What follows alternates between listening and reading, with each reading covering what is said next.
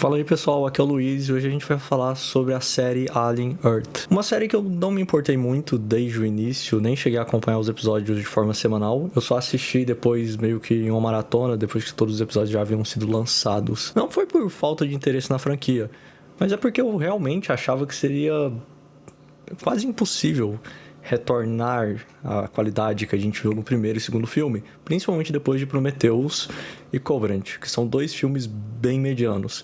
Eu sei, muita gente vai falar, mas tivemos Alien Romulus.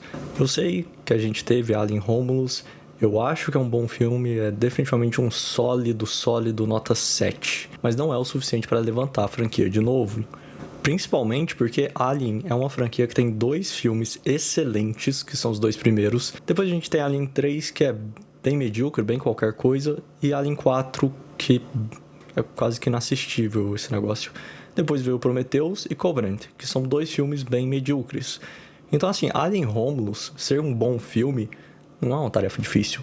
Mas ele tá no level dos dois primeiros filmes? Não. Mas eu acho que essa série aqui, ela chega um pouco mais perto, hein? Provavelmente eu vou ter que pedir desculpa pelo resto da minha vida, porque todos os episódios dessa série aqui são incríveis.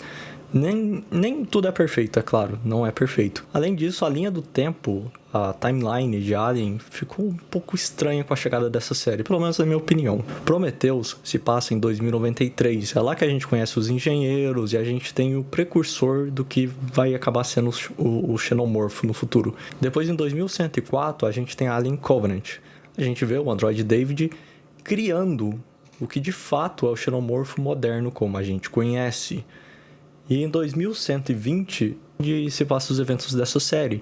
E é apenas 2 anos antes do primeiro filme da franquia, que é o Alien, o Oitavo Passageiro. Eu não preciso falar do que é a história. Poxa, esse filme tem 2 vezes a minha idade, praticamente. Eu acho que todo mundo já sabe o que vai acontecer. Existe uma lacuna de 16 anos entre a criação do xenomorfo e essa série aqui. O que aconteceu para que o xenomorfo fosse parar dentro da Magnotti, que é a nave que a gente vai ver caindo aqui na Terra? Eu não sei. O que aconteceu com o David, o androide que criou o xenomorfo? Também não sei. E como o xenomorfo foi parar lá no LV-426, que é onde a gente vê a tripulação da Ripley encontrando o Alien no filme lá, original. Eu também não sei. Nada disso tem resposta até o momento. E se você também gostou dessa série, não se esqueça de deixar a sua opinião sobre a série aí nos comentários. Aproveita que já tá rolando aí pra baixo e deixa o like e se inscreve no canal para mais vídeos como esse aqui, porque agora teremos 2 vídeos por semana. Enfim, vamos direto ao ponto. Antes de começar, eu tenho que avisar que vai ter um pouco de spoilers aqui. Mas como de costume, eu vou me esforçar para entregar apenas o necessário para a análise e não comprometer a sua experiência com a série se você ainda estiver assistindo, já que ela acabou bem recentemente. E talvez, assim como eu, você não tenha acompanhado e tá aqui porque decidiu dar uma chance para a série. Então vou me esforçar para não entregar muitos spoilers, mas vai ter um pouquinho sim. Primeiro de tudo, antes da gente partir para analisar de fato a história disso daqui, vamos fazer uma pequena pausa, só para observar o quão legal é a abertura dessa série. Eu sei, tem o formato clássico que a gente vê as letrinhas indo se formando, escrito Alien e tal. É o jeito clássico da franquia, eu sei, mas é icônico e eu nunca canso de ver isso. É lindo, é muito bonito, é muito criativo, é muito inventivo. Eu amo ver isso daqui.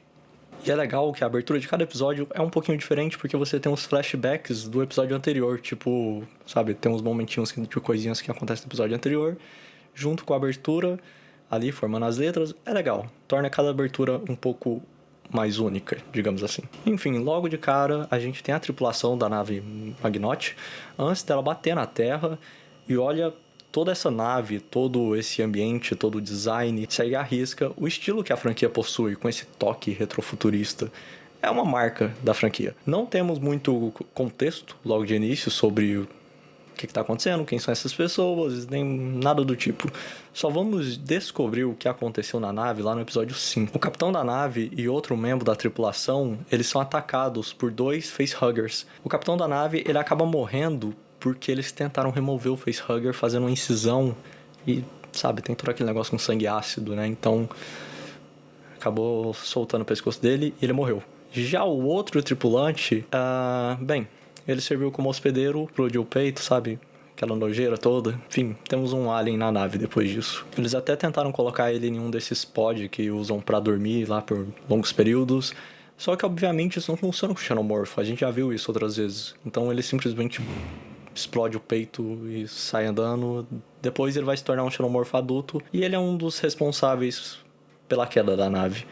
Mas não totalmente, porque lá no episódio 5 a gente vai ver tudo o que aconteceu ali dentro. E é um dos melhores episódios da série. É muito bom mesmo. Porque a nave foi sabotada. E aí tem toda uma investigação pra descobrir quem sabotou a nave e tudo mais. Tem outros aliens aqui também. São 4 no total, não contando com o xenomorfo, porque contando com eles são 5. Mas eu vou falar disso daqui a pouco. Eu decidi começar falando um pouquinho do episódio 5, só pra estabelecer melhor a cronologia da série e facilitar um pouco o entendimento, já que eles passam antes dos outros episódios. Então tem toda essa questão da nave ser sabotada, das espécimes fugirem, e aí vira todo um caos dentro da nave e acaba culminando com a queda da Magnotti lá em Nova York. É importante estabelecer isso porque toda a narrativa é construída justamente a partir dessa queda, já que, por exemplo, lá no episódio 1, a gente vai conhecer a Marcy, que ela é a nossa protagonista. É uma menina que tá passando por um tratamento de quimioterapia, mas ela não está com boas chances de sobreviver. Então, ela é entregue para um experimento científico organizado pela Prodigy. A ideia é levar os humanos para uma nova fase através do transhumanismo. Resumindo, pegar a consciência de uma pessoa e colocar no corpo de um sintético, criando uma espécie de híbrido. E nesse mundo também já existem os ciborgues, que têm um corpo humano, mas com algumas partes de máquina. Claro, a gente tem os sintéticos clássicos na franquia, mas a Marcy, ela participa desse programa para se tornar algo diferente, algo além. E ela é a primeira pessoa a passar por esse programa. E ela ganha o nome de Wendy. É uma referência a Peter Pan. Aqui também teremos o grupo de garotos perdidos. Outras crianças que passam pelo mesmo processo e todas essas crianças vão ganhar um corpo de adulto, que é um corpo sintético, né? Então eles correm mais rápido, eles são mais fortes e têm um potencial maior em termos assim de conhecimento. Eles podem aprender super rápido e tudo mais. São todos prodígios, né? Digamos assim. Como são crianças em corpo de adultos, gera algumas cenas e alguns diálogos que tem um certo tom cômico. Só que funciona muito bem porque temos um bom elenco de atores e porque parece que realmente são crianças em corpo de adultos que tentam não agir como crianças.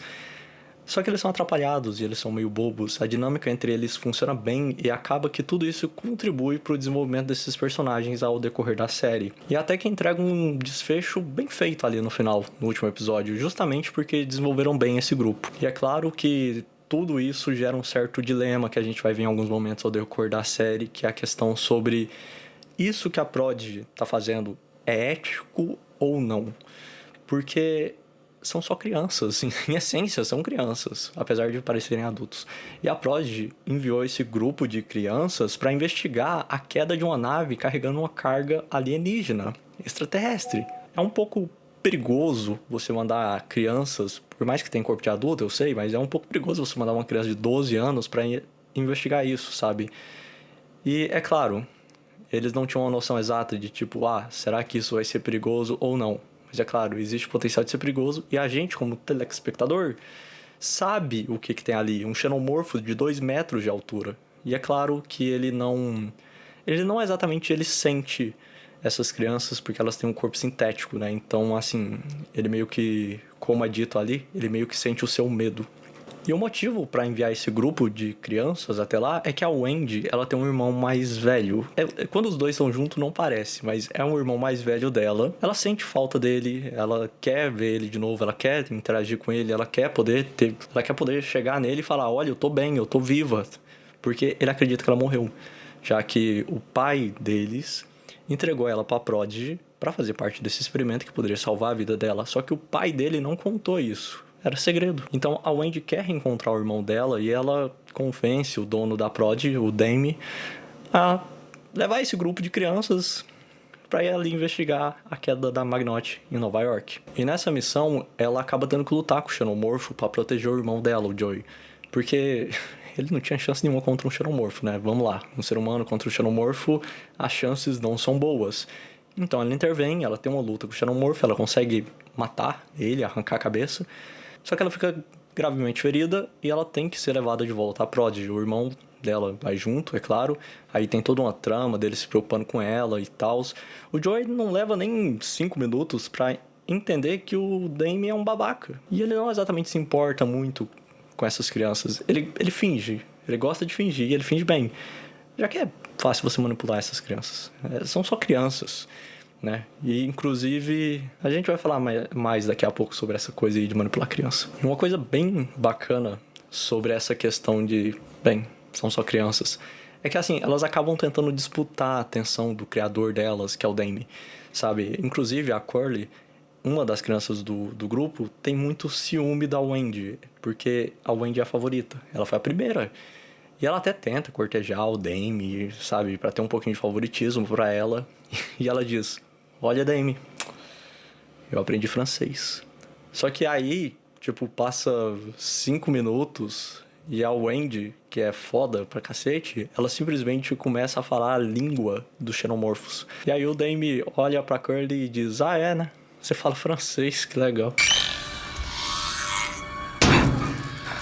Legal que você fala francês, mas você faz isso aí? Sabe, a Wendy vai ter vários momentos aqui do manto do protagonista em cima dela, porque ela é foda pra cacete. Isso é fato. Depois disso, a invejosa volta a ser a número 2 e, sinceramente, é muito legal ver isso. Eu acho que é muito comum, tipo, ter essa briga com outra criança pra tentar ter a atenção de um adulto ali, sabe? Principalmente porque essas crianças, elas foram criadas como se fossem irmãos, né? E como eu disse antes, a dinâmica entre eles funciona bem demais. E enquanto as crianças estão ali ocupadas, disputando a atenção do criador delas, a Wayland e o Tunney, ela tá tentando pegar os espécimes dela de volta, porque a nave que caiu em Nova York era deles.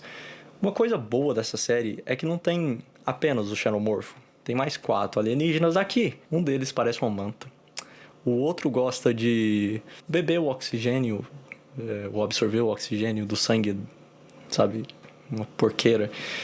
Tem um que ele gosta de comer minérios. No caso, tipo, metal. E, infelizmente, dá ruim aqui pra uma das nossas crianças, porque o Isaac, meio burrão, é só uma criança, né? Ele acaba cometendo um erro e comem o rosto dele. Vamos pro pior alien, na minha opinião. Ele é um polvo, só que ele tem as perninhas de um polvo, mas a base dele é um olho. Então, sabe, ele quer entrar no seu olho. E aí ele começa a pular e mexer com esses tentáculos, tentando pegar seu olho. E quando ele pega seu olho, ele puxa, ele, sabe, tipo, me dá esse olho aqui, amigão. Mas por que ele quer o seu olho? Porque ele quer entrar, sabe, no buraco aqui da sua cabeça. E aí ele conecta ao seu cérebro e começa a te controlar. Nossa, eu não tenho problema com cenas violentas não, tá? Nem um pouco mesmo. Mas esse povo, ele me deu uma certa agonia, porque ele vem grudando tudo na mão, no braço, ele parece um simbionte, e ele pega no seu olho, ele arranca seu olho. Isso me deixou meio... tô desconfortável agora. Só que é bizarro o visual final, porque fica um olho normal e o outro olho, sabe, parecendo uma bolotona, grandão, porque é o polvo. Aí tem todo um negócio que ele faz com a cabra, nossa. Não, simplesmente me deixa desconfortável. E por algum motivo, o pessoal da Wayland, eles querem ter um bicho desse. É claro, o motivo é bem simples, né? Usar como arma. Tem toda uma briga política entre eles e a Prodigy, só que os espécimes, eles já estão com a Prodigy. Eles já extraíram os espécimes da nave que caiu no prédio deles. Então eles não vão devolver. Então a Wayland resolve que, pra pegar de volta, eles vão mandar o Morrow. Um dos membros, né, que estavam ali na Magnot, ele é um ciborgue. Então ele consegue tirar uma faquinha assim da mão. Ele tem um maçarico que sai da mão também. Não sei o que mais sai daquela mão. Eu só vi um maçarico e uma faca. Talvez eu esteja errado, mas ele tira as coisas da mão dele. O Morrow, ele já havia até encontrado essas crianças lá nos destroços. E ele chega a marcar uma delas. Ele marca assim, ó, no pescocinho. E aí ele consegue conversar com essa criança de longe e ele acaba manipulando ela. Porque ele ameaça matar a mãe e os irmãos dessa criança. E é claro, gente, É só uma criança. Então, assim, ele vai, obviamente, ser manipulado e ele acaba entregando tudo. O Morrow, ele quer pegar um embrião do Xenomorph. O Slide, ele até tenta entregar esse embrião usando esse é o nome, Arthur. Ele até tenta, mas dá errado. É só uma criança, ele é bobo, ele é atrapalhado, sabe? Aí dá errado, o bicho sai do peito antes da hora. Ele simplesmente foge, porque ele sabe que não é uma cobrinha, ele simplesmente foge. Quando eles encontram com o Morrow não pode mandar uma criança fazer o trabalho de um adulto, né, Batman? Aí dá tudo errado. O Morrow vai lá pra pegar um alien pra ele. Só que aí tem uma cena que eu acho muito legal. Acho realmente muito legal. Porque a gente tem um sintético, que é o Kirsch. A gente tem aquele momento do eu sabia, que você sabia, que eu sabia. O Kirsch simplesmente aparece ali junto com o exército inteiro e captura o Morrow. E ele coloca as duas crianças de castigo. Tem esse detalhezinho ali no final da cena. Esse detalhezinho legal no final da cena. Acaba que no final, todo mundo tá preso. As crianças perdidas. No caso, a Wendy também, né? O irmão da Wendy, o Morrow. Tá todo mundo preso. Tem uma coisinha que não tá presa. O Xenomorfo. O Xenomorfo, a esse ponto, ele é um pet. Porque a Wendy aprendeu a falar a língua deles. Então ela desenvolveu uma certa relação, né? Com o nosso querido Xenomorfo. Eles são parceiros. E o Xenomorfo, ele é um pet fiel. Ele não deixa ninguém pra trás. E ele vai voltar na reta final pra ajudar o grupo das crianças perdidas. E também, assim, não adianta prender eles, já que a Wendy, ela é uma grande hacker. E isso é demonstrado várias vezes durante a série. E ela simplesmente sai hackeando tudo e abrindo todas as portas.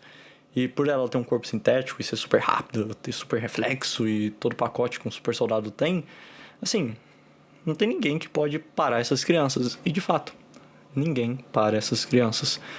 E é claro que o Xenomorfo, ele volta, ele ajuda a capturar todo mundo, ele abate uns soldados, tem umas cenas muito legais.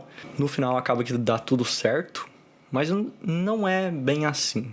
Porque ali, na reta final, a gente tem uma espécie de um gancho para uma segunda temporada e parece que o pessoal da Wayland tá vindo com tudo para essa ilha da Prodigy para pegar os seus espécimes de volta. E é claro que a bosta do polvo, ele tá vivo. E lá no finalzinho, esse polvo, ele consegue entrar no corpo humano e é o corpo do Arthur, que tava morto lá, jogado na praia. E o polvo vai lá, tem toda a cena dele pegando o olho e ele entra no corpo do Arthur. Não sei quando teremos uma segunda temporada. Até esse momento não teve notícia nenhuma se foi ou não renovado para uma segunda temporada. Eu espero que seja. De verdade, eu espero muito, muito, muito que isso aconteça. Ao longo da série, a gente tem uma boa quantidade de personagens que vão aparecer e, por incrível que pareça, todos eles têm um certo desenvolvimento ao decorrer da série. Todos os episódios têm uma duração maior do que 50 minutos. Geralmente, os últimos 3 minutos são créditos. Isso eu já tinha reparado antes. Todos os episódios são excelentes. Acho que não tem nenhum episódio aqui que seria abaixo de 7, 7,5. Se fosse para fazer uma média, eu poderia facilmente arredondar a nota geral da série para algo em torno de 9. Jogando um pouquinho pra cima, hein? Algo em torno de 9. É difícil falar sobre série porque são 8 horas, mais ou menos, de conteúdo. E condensar tudo isso em um vídeo de 20 minutos acaba sendo um pouco complicado. Mas fazendo uma média de tudo que eu vi, eu não tenho nenhuma reclamação muito grave pra fazer em relação a essa série. Eu acho que ela é muito redondinha, muito bem feita. O Alien também, ele funciona muito bem. O Xenomorfo, ele é feito mesclando efeitos práticos e CGI, pra mim, essa é a melhor forma de trazer o personagem à vida. Mesmo quando a série tenta usar apenas o CGI, a qualidade ainda assim impressiona. Tanto para a criação de mundo, quanto para as espécimes. Tipo, o polvo que gosta de entrar no olho das pessoas. Então acaba que a gente tem um resultado muito sólido nessa série aqui. Principalmente quando a gente aborda uns temas que são bem interessantes. Para mim, o melhor ponto, assim, foi o questionamento das crianças serem ou não humanos. O que define um humano? A Wendy, ela tem todas as suas memórias, a sua personalidade, tudo que faz com que o irmão dela, o Joey, reconheça ela como a Marcy. Mas fisicamente, por exemplo, ela não dorme, ela não precisa ir no banheiro, ela consegue sobreviver a uma queda de dezenas de metros, ela tem força suficiente para arrastar um xenomorfo, além de hackear as coisas com a mente dela.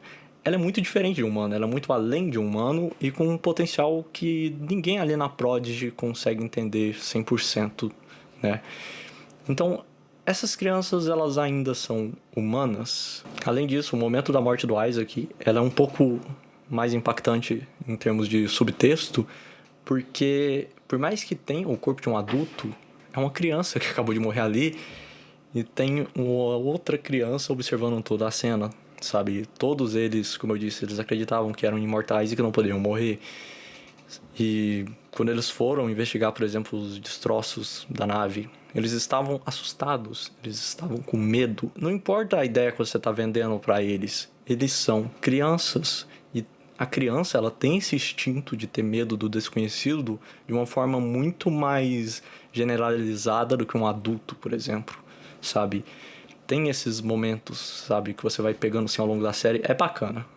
É uma jornada bem bacana de se acompanhar. Outro ponto também de muita qualidade aqui a gente pode citar, que é o design de produção. Segue a mesma linha dos filmes e a série deixa isso evidente em todos os momentos.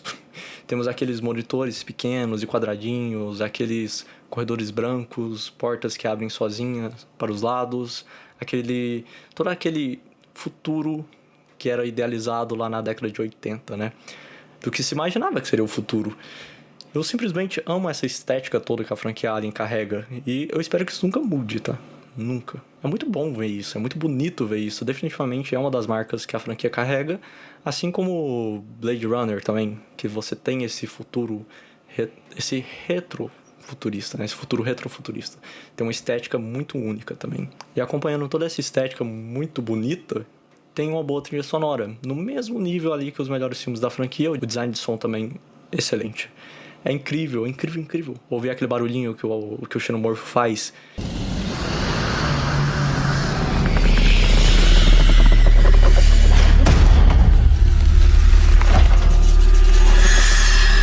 Se tivesse uma criatura de 2 metros de altura fazendo um som desse perto de mim, você nem precisa me bater, você nem precisa me atacar. Eu mesmo me jogo da janela. Nem precisa me ameaçar. Já tô pulando aqui, ó. Não tem como não ouvir isso e, sabe, você sentir um arrepio assim. Não dá. É impossível. Antes de finalizar o vídeo, vamos só repassar alguns pontos positivos e negativos. Por mais que não tenha muitos pontos negativos. Tem uma coisa que eu achei um pouquinho estranho no início. Eu tô assistindo Pacificador e Jean vê, e vai ter vídeo das 2 séries aqui no canal. Mas tem uma coisa que essa série aqui faz que eu não me lembro de ter visto em nenhuma outra série. Durante os episódios, tem alguns cortes secos. Por exemplo, tem uma cena rolando. Quando acaba essa cena, e a gente vai ir para outro segmento, tem alguns segundos ali que a tela fica preta e a gente simplesmente é jogado em outro segmento que não tem ligação direta, nem praticamente nada conectado com o segmento anterior. Eu nunca vi cortes secos assim em outras produções. Claro, conforme o episódio avança e as coisas vão se conectando melhor, a gente começa, sabe, a ir se adaptando e isso vai parando de ser um incômodo. Eu só fui parar totalmente de me importar com isso ali pro episódio 4 ou 5, porque eu já tinha me acostumado a esse ponto. Mas não deixa de ser estranho esse corte seco. Eu sei, é uma crítica muito específica. Mas de ponto positivo, temos o Alien. Porque tem muitas das cenas aqui que a gente vê o Xenomorfo passando ali, ó, rapidinho, assim, no fundinho. No segundo episódio, a gente tem uma cena onde ele passa correndo, assim, no fundinho. Aí o Joey tá andando, ele pega uma arma e a câmera vai subindo. E você vê o Alien paradinho lá em cima, assim, ó, só esperando pra pular. É massa. E tem vários outros momentos onde você vai ver um vulto de alguma coisinha assim passando no fundo. Eu acho que isso ajuda a criar uma atmosfera pra série, né? Já que tem um perigo iminente que você, telespectador, está observando, mas o personagem em questão ali que você está acompanhando não sabe. Ele simplesmente não sabe o que está prestes a acontecer. Mas a gente tem uma ideia. Eu acho isso muito legal quando é feito. E principalmente quando é bem feito. Porque, tem como vacilar nisso. Eu também gosto muito como a série dá tempo para que as coisas aconteçam.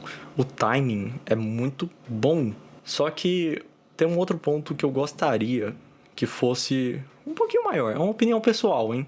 Eu queria que tivesse um toque maior de horror. Os 2 episódios que mais tem um toque de horror são os episódios 2, 3 só um pouquinho, tá?